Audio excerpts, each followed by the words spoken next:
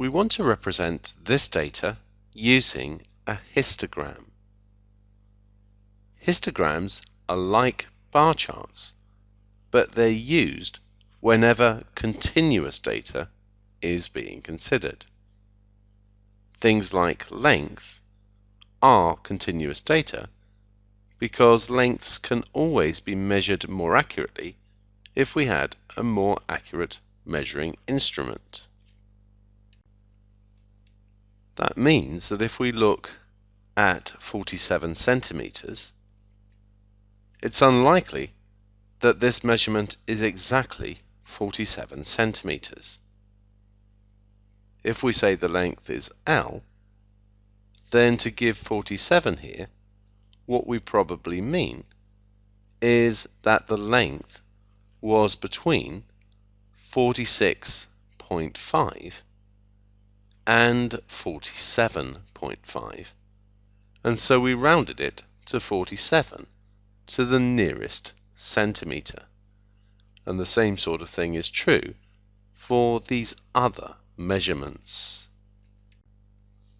What we're going to draw for this data is the most straightforward type of histogram, which is just called a frequency histogram. So we need some axes for that. The vertical axis on a frequency histogram will carry the frequency. So we have frequency on this axis. On the other axis, we're going to have length. So this one is length in centimeters. The highest frequency is 14. I'm going to mark the axis off as 5, 10, and 15. Obviously, it's difficult in this format for me to do this completely accurately, but if you were doing this, you'd have squared paper or graph paper that would enable you to do it completely accurately. Then along here, 47, 48, 49, 50, 51, 52, 53, and 54.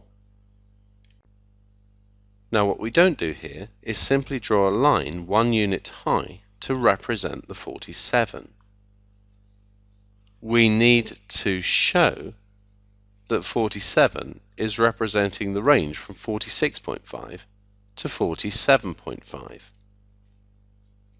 So what we do is draw a rectangle that goes from 46.5 to 47.5.